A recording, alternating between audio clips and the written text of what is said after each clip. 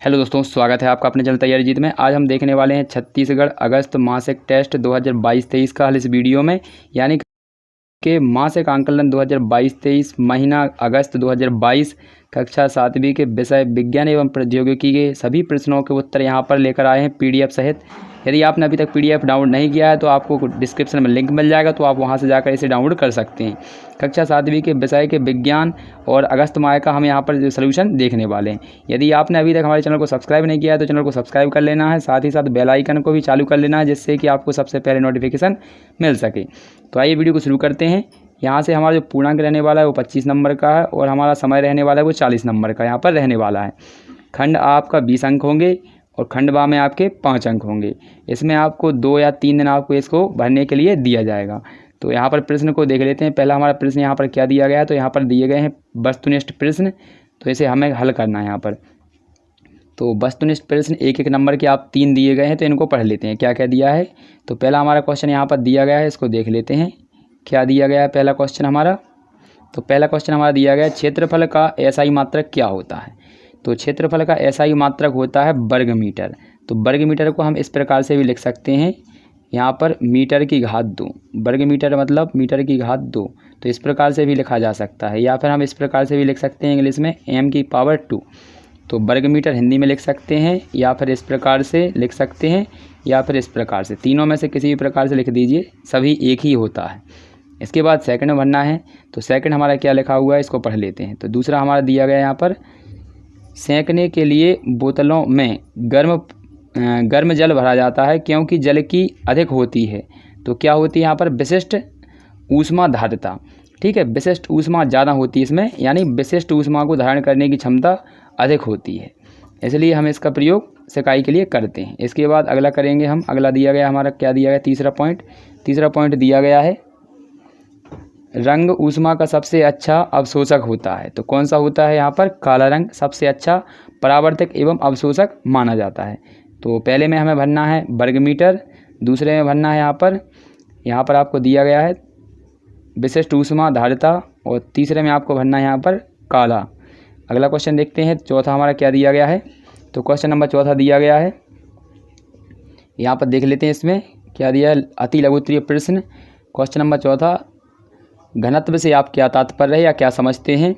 यदि किसी तालाब में मछलियों के अलावा अन्य सभी जीव समाप्त हो जाएं तो क्या होगा, लिखिए। पसीना आने पर हवा से ठंडक महसूस होती है, क्यों। तो पहले हम क्वेश्चन नंबर चौथे का आंसर देखेंगे।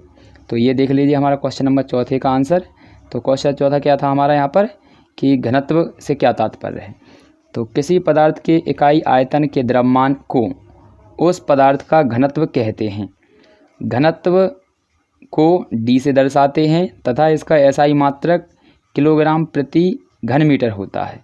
घनत्व बराबर आपका फॉर्मूला होता है द्रव्यमान बटे आयतन। तो यहाँ पर ये लिख लेना है आपको आंसर, ये आपका आंसर है यहाँ पर क्वेश्चन नंबर चौथे का, यहाँ से यहाँ तक। तो अच्छे से नोट डाउन कर लेना है इसको। इसके बाद क्वेश्चन अगला दिया गया हमारा छठवां देख लेते हैं इसमें, मतलब 5वां दिया गया है। तो क्वेश्चन हमारा 5वां क्या दिया गया है यहाँ पर, यदि मछलियों के अलावा सभी जीव समाप्त हो जाएं तो क्या होगा। तो यहाँ पर देखेंगे, चूँकि तालाब एक पारिस्थितिकी तंत्र है जिसमें रहने वाली मछलियाँ अपने पर्यावरण यानी तालाब में रहने वाले दूसरे जीव जंतुओं एवं निर्जीव पर निर्भर रहती हैं। इन जीव जंतुओं को अपना भोजन बनाकर ये मछलियाँ जीवित रहती हैं। अतः तालाब में मछलियों के अलावा अन्य सभी जीव समाप्त हो जाएं तो वहीं रहने वाली मछलियां भी समाप्त हो जाएंगी। तो ये हमारा क्वेश्चन नंबर चौथे का यहाँ पर आंसर हो गया, और ये 5वें का है। तो लिख लीजिए अच्छे से। और अगला हमारा क्या दिया गया, छठवां क्वेश्चन देख लेते हैं, पसीना आने पर हवा से ठंडक महसूस होती है, क्यों। तो ये रहा हमारा क्वेश्चन नंबर 6वें का आंसर। तो इसको भी पढ़ लेते हैं क्या दिया गया है इसमें। तो हमारे शरीर के बाह्य भाग त्वचा में असंख्य छोटे छोटे छिद्र होते हैं जिनमें छोटे छोटे बाल उगे हुए हैं। इन छोटे छोटे छिद्रों के द्वारा पसीना बाहर निकलता है। पसीना आने पर उसे वाष्पित करने के लिए आवश्यक ऊष्मा शरीर से ली जाती है। परिणाम के फलस्वरूप यहाँ पर क्या होता है, हमें ठंडक का महसूस होता है, यानी अनुभव होता है। तो यहाँ पर ये हमारा क्वेश्चन नंबर 6वें का आंसर हो जाएगा। अगला क्वेश्चन देखते हैं, 7वां हमारा क्या दिया गया है, अच्छे से आपको नोट डाउन करना है। तो हमारा क्वेश्चन नंबर दिया गया है 7। तो ये दिया गया हमारा क्वेश्चन नंबर 7, हम गर्मी के दिनों में सफ़ेद व हल्के रंग के कपड़े क्यों पहनते हैं।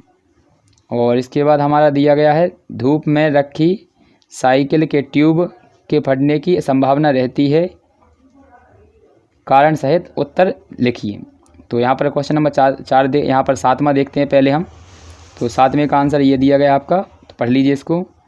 सफ़ेद या हल्के रंग वाले कपड़े ऊष्मा के बुरे अवशोषक होते हैं एवं उत्तम परावर्तक होने के कारण सूर्य की ऊष्मा को बिना अवशोषित किए परावर्तित कर देते हैं, जिससे कपड़े शीघ्र गर्म नहीं होते। तो यहाँ पर ये क्वेश्चन नंबर हमारा 7 का आंसर हो जाएगा। इसके बाद अगला क्वेश्चन दिया गया हमारा साइकिल के ट्यूब के ऊपर, यानी क्वेश्चन नंबर 8। तो ये इसको देख लीजिए अच्छे से। तो ये दिया गया हमारा क्वेश्चन नंबर 8। तो इसमें आपको पढ़ना है, साइकिल का ट्यूब रबड़ का बना होता है जिसके अंदर हवा भरी होती है। गर्मी पाकर रबड़ की अपेक्षा हवा में प्रसार होने से फैलने लगती है, यानी हवा है वो फैलने लगती है, अतः दाब बढ़ने से ट्यूब के फटने होने की संभावना हो जाती है, यानी ट्यूब के फटने की संभावना होती है। इसके बाद क्वेश्चन नंबर 9वां देख लेते हैं क्या दिया गया हमारा। क्वेश्चन नंबर 9वां दिया गया है यहाँ पर, एक कमरे की लंबाई 7 मीटर तथा चौड़ाई 2 मीटर है तो उसका क्षेत्रफल ज्ञात कीजिए। यहाँ पर इस प्रकार से डायग्राम आप देख लीजिए। यहाँ पर तो 7 मीटर दी गई है यहाँ पर, और यहाँ पर ये 2 मीटर दी गई है। तो यहाँ पर इसको आपको देख लीजिए, इस प्रकार के आकार जो होता है वो आयताकार होता है हमारा। तो आयताकार आकार के लिए आपका फार्मूला होता है लंबाई गुणे चौड़ाई, क्षेत्रफल का फार्मूला। तो इसका देख लीजिए, यहाँ पर मैंने सॉल्यूशन किया है, यहाँ से देखेंगे। तो ये रहा आपका। तो क्या करेंगे आप यहाँ से, तो यहाँ से लिखेंगे कमरे की लंबाई 7 मीटर दी गई है, कमरे की चौड़ाई 2 मीटर दी गई है, क्योंकि कमरा एक आयताकार होता है। कमरे का क्षेत्रफल का सूत्र होता है लंबाई गुणे चौड़ाई। तो इसके बाद लंबाई गुणे चौड़ाई रख देंगे। लंबाई का मान आपका 7 है और चौड़ाई का मान आपका 2 है। तो 7 मीटर गुणे 2 मीटर रखेंगे तो बराबर में आपका 14 वर्ग मीटर आ जाएगा। यही आपके कमरे का क्षेत्रफल होगा। तो अच्छे से नोट डाउन कर लेना है, ये हमारा क्वेश्चन नंबर 9 का आंसर हो जाएगा। अगला दिया है क्वेश्चन नंबर 10। तो इसको पढ़ लीजिए क्या दिया गया है। तो क्वेश्चन नंबर 10वां दिया गया है, निम्न का नामांकन चित्र बनाइए। तो यहाँ पर तंत्रिका कोशिका का बनाना है या फिर तने की काट का बनाना है। तो यहाँ पर तंत्रिका कोशिका का चित्र हम बनाते हैं यहाँ पर। तो ये बनाया गया है, इसको देख लीजिए अच्छे से, और इसको अच्छे से कलर कर दीजिएगा तो अच्छे आपके यहाँ पर डिजाइन बन जाएगा। तो यहाँ पर ये आपका यहाँ पर ये गोला दिख रहा है, ये केंद्रक है। ये आपकी कोशिका काय झिल्ली है, यहाँ पर कोशिका काय यानी सेल वॉल, सेल बॉडी। यहाँ पर अच्छे से नाम दिए गए हैं, इनको अच्छे से लिख लीजिएगा और अच्छे से कलर कर दीजिएगा। इसके बाद हमारा अगला क्वेश्चन दिया गया है। तो यहाँ पर अगला क्वेश्चन हमारा होगा इसका, ये यहाँ पर ये आपका खंड बा का आंसर था। यहाँ पर देख लीजिए, ये खंड बा का हमारा आंसर है, इसमें चित्र बनाना था। तो यहाँ पर ये बन चुका है चित्र। यदि आपने अभी तक हमारे चैनल को सब्सक्राइब नहीं किया है तो चैनल को सब्सक्राइब कर लीजिए, साथ ही साथ बेल आइकन को ऑन कर देना, जिससे कि आपको सबसे पहले वीडियो मिल सके। मिलते हैं अगले वीडियो में, तब तक के लिए जय हिंद, जय भारत।